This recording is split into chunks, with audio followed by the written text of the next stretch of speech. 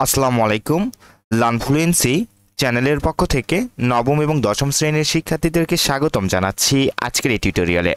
আজকে আমরা আলোচনা করব তোমাদের ইসলাম শিক্ষা বইয়ের তৃতীয় অধ্যায়ের অনুশীলনে যে বহু নির্বাচনী প্রশ্ন এবং সৃজনশীল প্রশ্ন দুটি রয়েছে, এই ক্লাসে আমরা সেগুলির উত্তর করে ফেলব। তো চলো আলোচনাটি শুরু করা যাক। শুরু করছি পরম করুণাময় মহান আল্লাহ তাআলার নামে। তো এই অধ্যায়ের অনুশীলনে যদি তোমরা প্রথমে চলে আসো, সর্বপ্রথম দেখতে পারবে যে তোমাদেরকে এখানে কিন্তু কিছু বহু নির্বাচনী প্রশ্ন দেওয়া হয়েছে। ১ নম্বর বহু নির্বাচনী প্রশ্ন বলা হচ্ছে, ইসলামের কোন মূল স্তম্ভের বর্ণনায় একটি সূরা অবতীর্ণ হয়েছে? উত্তরটা হবে আগের ঘ নাম্বার হজ। এরপর দেখো ২ নম্বর প্রশ্ন বলা হচ্ছে, যাতে সম্পদ শুধু তোমাদের অর্থশালীদের হাতেই পুঞ্জীভূত না হয়, অত্ত আয়াত কোন বিষয়টি নির্দেশ করে? উত্তরটি হবে কিন্তু ২ এর গ নাম্বার, জাকাত আদায়। এরপর দেখো তোমাদেরকে একটি অনুচ্ছেদ দেওয়া হয়েছে, অনুচ্ছেদটি পড়ে ৩ এবং ৪ নম্বর প্রশ্নের উত্তর করতে হবে।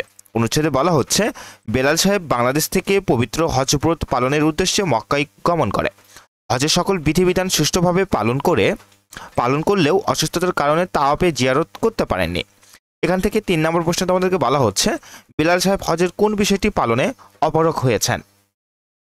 উত্তরটি হবে ৩ এর ঘ নাম্বার, ফরজ। এবার ৪ নম্বর বলা হচ্ছে, এমন অবস্থায় বেলাল সাহেবের করণীয় কি? উত্তরটি হবে ৪ এর ক নাম্বার, পুনরায় হজ করা। এবার দেখো ১ নম্বর সৃজনশীল প্রশ্নের উত্তরটি দেখার আগে এখান থেকে আমরা একটু উদ্দীপকটি পড়ে ফেলি। উদ্দীপকে বলা হচ্ছে, জনাব শফিকুর রহমান একজন রিকশা চালক। ব্যক্তিগত জীবনে তিনি ইসলামের বিধিবিধান মেনে চলেন। কেউ অসুস্থ হলে তার রিকশায় হাসপাতালে নিয়ে যান।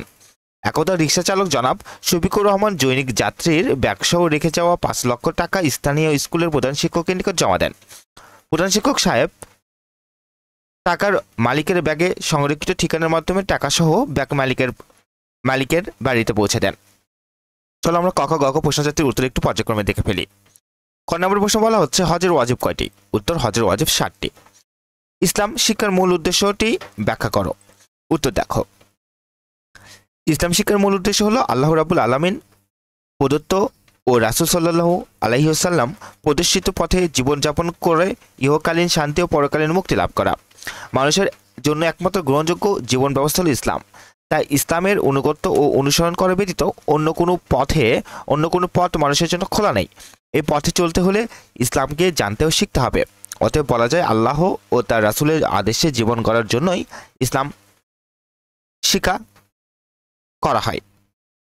এবার গ নম্বর প্রশ্ন বলা হচ্ছে, প্রধান শিক্ষক সাহেবের কাজের মাধ্যমে কোন ধরনের ইবাদত পালন হয়েছে ব্যাখ্যা করো। উদ্দীপকে প্রধান শিক্ষকের কাজের মাধ্যমে আমানতপত্র পণ্যের ইবাদত পালিত হয়েছে। এটা ফরজ বা অবশ্যই করণীয়, কারণ আল্লাহ তাআলা বলেছেন, তোমরা আমানত তার প্রাপককে ফিরিয়ে দাও। এখানে আল্লাহ আমানত বা গচ্ছিত ধন প্রাপককে ফিরিয়ে দেওয়ার জন্য আদেশ করেছেন, সেজন্য এটা পালন করা ফরজ। শফিকুর রহমান জৈনিক যাত্রীর ৫ লক্ষ টাকার ব্যাগ প্রধান শিক্ষকের নিকট জমা রাখলে প্রধান শিক্ষক টাকা ও ব্যাগ মালিকের বাড়িতে পৌঁছে দেন। এতে তারা সততা ও আমানতদারিতার পরিচয় মিলে। তিনি চাইলে কোনো অজুহাতে টাকা আত্মসাৎ করতে পারতেন, কিন্তু তিনি তা না করে আল্লাহর আদেশের কথা স্মরণ করে টাকা ও ব্যাগ মালিককে দিয়ে দেন। তাই তার এই কাজ দ্বারা ফরজ ইবাদত পালন হয়েছে। অন্যদিকে তার এই কাজ দ্বারা আদর্শ শিক্ষকের চরিত্র ফুটে উঠেছে। এবার ঘ নম্বর প্রশ্ন দেখো। ঘ নম্বর প্রশ্ন বলা হচ্ছে, জনাব শফিকুর রহমানের কর্মকাণ্ডগুলো সংশ্লিষ্ট বিষয়ের আলোকে বিশ্লেষণ করো। উত্তর দেখো, জনাব শফিকুর রহমান একজন রিকশা চালক। তিনি ব্যক্তিগত জীবনে ইসলামী অনুশাসন মেনে চলে। অসুস্থ ব্যক্তিকে হাসপাতালে পৌঁছে দেন এবং রিকশায় জৈনিক যাত্রীর প্রাপ্ত টাকা ও ব্যাগ আত্মসাৎ না করে প্রধান শিক্ষকের মাধ্যমে মালিককে ফিরিয়ে দেন। জনাব শফিকুর রহমান একজন সাধারণ রিকশা চালক হয়েও অসাধারণ চরিত্রের অধিকারী ব্যক্তি। উদ্দীপকে বর্ণিত তার কর্মকাণ্ড তার উত্তম চরিত্রের পরিচয় পেশ করে। আমরা তার কর্মকাণ্ডগুলো বিশ্লেষণ করলে দেখতে পাই, তিনি তার প্রতিপালকের প্রতি পূর্ণ আনুগত্যশীল, সমাজের মানুষ হিসেবে উদার ও মহৎ চরিত্রের অধিকারী এবং সততার বিচারে একদম খাঁটি লোক। একজন মুসলিমের যেসব গুণ থাকা অপরিহার্য, তার চরিত্রের সেসব গুণের সমাবেশ ঘটেছে। তিনি হাক্কুল্লাহ ও হাক্কুল ইবাদতের যথার্থ রক্ষক। তিনি তার কাজের দ্বারা প্রমাণ করেছেন, মানুষ হওয়ার জন্য পেশা বড় বিষয় নয়, বরং সচরিত্র ও উন্নত নৈতিকতাই মুখ্য বিষয়। পরিশেষে বলা যায়, মানুষ শুধুমাত্র আল্লাহর ইবাদত তথা গোলামি করার জন্য সৃষ্টি হয়েছে। আর ইবাদতে হাক্কুল্লাহ ও হাক্কুল ইবাদতে সমভাব মনোযোগী হতে হয়।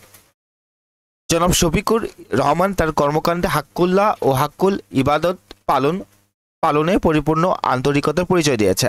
এখানে একটু ইবাদত তো বানানটা ঠিক করে নিও, এখানে একটু ইবাদত বানানটা তোমরা একটু ঠিক করে নিও, আমি খুবই দুঃখিত। এরপর 2 নম্বর সৃজনশীল প্রশ্নের উত্তরটি দেখার আগে আমরা এখান থেকে একটু উদ্দীপকটি পড়ে ফেলি, চলো।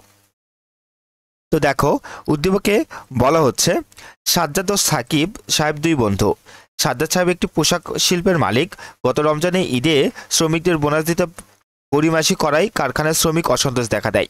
শ্রমিকরা তাদের প্রাপ্য পেতে একদিন কর্মবিরতি পালন করেন। আর সাকিব সাহেব মেডিকেল কলেজ থেকে পাশ করে হাসপাতালে কর্মরত আছেন। তিনি হাসপাতালে নিয়মিত উপস্থিত থেকে রোগীদের চিকিৎসা সেবা দেন। একদিন তার স্কুল জীবনের শিক্ষক চিকিৎসার উদ্দেশ্যে হাসপাতালে এলে তাকে দাঁড়িয়ে সম্মান জানান এবং চিকিৎসার অধিকাংশ ব্যয়ভার বহন সহ যথাযথ চিকিৎসার ব্যবস্থা করেন। এখন আমরা ক খ গ খ প্রশ্নজাতির উত্তর একটু দেখে ফেলি, চলো। দেখো, ক নম্বর প্রশ্ন এখান থেকে বলা হচ্ছে কে আদর্শ জাতি গঠনের কারিগর? শিক্ষক সমাজ আদর্শ জাতি গঠনের কারিগর। খ নম্বর প্রশ্ন বলা হচ্ছে যে শ্রমিকের গায়ের ঘাম শুকানোর পূর্বে তার পারিশ্রমিক দিয়ে দাও, হাদিসটি বুঝিয়ে লেখো। উত্তরটি দেখো, মহানবী সাল্লাল্লাহু আলাইহি ওয়াসাল্লাম বলেছেন শ্রমিকের গায়ের ঘাম শুকানোর পূর্বে তার পারিশ্রমিক দিয়ে দাও। ইবনে মাজাহ। এই হাদিস দ্বারা শ্রমিকের পাওনা যত দ্রুত সম্ভব পরিশোধ করার জন্য নির্দেশ দেওয়া হয়েছে, কেননা শ্রমিকরা সাধারণত গরিব ও নিঃস্ব শ্রেণীর হয়ে থাকে। তা তাদের শ্রমের মজুরি দিয়ে চাল, ডাল, তরি তরকারি ইত্যাদি নিত্য প্রয়োজনীয় জিনিস কিনে জীবন ধারণ করে। তাই তার পাওনা পেতে দেরি হলে শ্রমিক ও তার পরিবার অভুক্ত থেকে কষ্ট পাবে। ফলে শ্রমিকের মাঝে অসন্তোষ দেখা দিবে এবং এই অসন্তোষ থেকে বিশৃঙ্খলা সৃষ্টি হতে পারে, এমনকি উৎপাদন বন্ধ হয়ে যেতে পারে।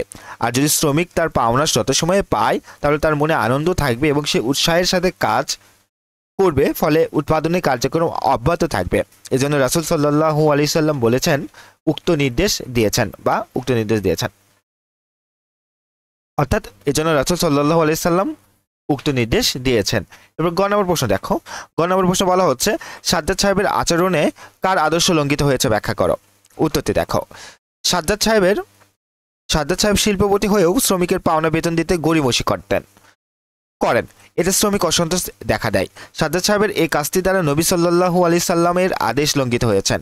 নবী সাল্লাল্লাহু আলাইহি সাল্লাম বলেছেন শ্রমিকের ঘাম শুকানোর পূর্বে তার পারিশ্রমিক পরিশোধ করো। সাজ্জাদ সাহেব মুসলিম হয়েও নবী সাল্লাল্লাহু আলাইহি সাল্লামের আদেশের প্রতি অবজ্ঞা প্রদর্শন করেছেন। তার এই কাজ দ্বারা হাক্কুল ইবাদত বিঘ্নিত হয়েছে এবং তার অসাধু চরিত্র প্রকাশ ঘটেছে। সাজ্জাদ সাহেবের স্মরণ রাখা দরকার শ্রমিকরা কষ্ট করে পণ্য উৎপাদন করার কারণে তার কারখানা চালু থাকে এবং তিনি শিল্পপতি হিসেবে সমাজে প্রতিষ্ঠিত হতে পেরেছেন। শ্রমিকের পাওনা হাক্কুল ইবাদ ও বান্দারি অধিকার। হাক্কুল ইবাদ পালনে মহান আল্লাহর কঠোর নির্দেশ জারি করেছেন, তাই সাজ্জাদ সাহেবের উক্ত আচরণের সংশোধন হওয়া জরুরি। ঘ নম্বর প্রশ্ন বলা হচ্ছে সাকিব সাহেবের কাজটি চিহ্নিত করে সংশ্লিষ্ট পাঠের আলোকে মূল্যায়ন করো। উত্তরটি দেখো, সাকিব সাহেব পরোপকারী একজন ডাক্তার। তিনি নিয়মিত হাসপাতালে যান এবং রোগীদের চিকিৎসা সেবা দেন। একদিন তার স্কুল জীবনে একজন শিক্ষক চিকিৎসা নেওয়ার জন্য তার কাছে উপস্থিত হলে তিনি তাকে যথাযথ সম্মান দেখিয়ে চিকিৎসার ব্যবস্থা করেন। এ দ্বারা বোঝা যায় সাকিব সাহেব তার শিক্ষকের যোগ্য উত্তরসূচি, কেননা শিক্ষকরা শিক্ষার্থীদের সন্তান সমস্নেহ, মায়া, মমতায় নীতিবান ভবিষ্যৎ মানুষ হিসেবে করতে চেষ্টা করেন। তাদের যে অক্লান্ত পরিশ্রমের ফসল হিসেবে সাকিব সাহেবের মতো সোনার মানুষের সৃষ্টি হয়, যারা দেশ, কাল, জাতির কল্যাণে সর্বদা নিবেদিত হয়ে কাজ করেন। সাকিব সাহেব শুধু তার শিক্ষকের প্রতি আন্তরিক নন, বরং তার পেশার প্রতিও আন্তরিক বা নিষ্ঠাবান। তিনি হাসপাতালে নিয়মিত উপস্থিত থাকেন ও রোগীদের চিকিৎসা সেবা প্রদান করেন। উপরোক্ত আলোচনার প্রেক্ষিতে আমরা বলতে পারি শিক্ষকরা যে উদ্দেশ্য ও লক্ষ্যকে সামনে রেখে তাদের মহান দায়িত্ব পালনে করেন, সাকিব সাহেব ওইসব শিক্ষকদের অনবদ্য সৃষ্টি। তাই সাকিব তার শিক্ষকের যথার্থ উত্তরসূচি করাটি পুরোপুরি সঠিক। তো এই ছিল তোমাদের জন্য আজকের এই আলোচনাটি। ভিডিওটি ভালো লেগে থাকলে লাইক দেবে এবং অবশ্যই লার্ন পলিসি চ্যানেলটিকে সাবস্ক্রাইব করবে। ভালো থেকো, সুস্থ থেকো। আসসালামু আলাইকুম।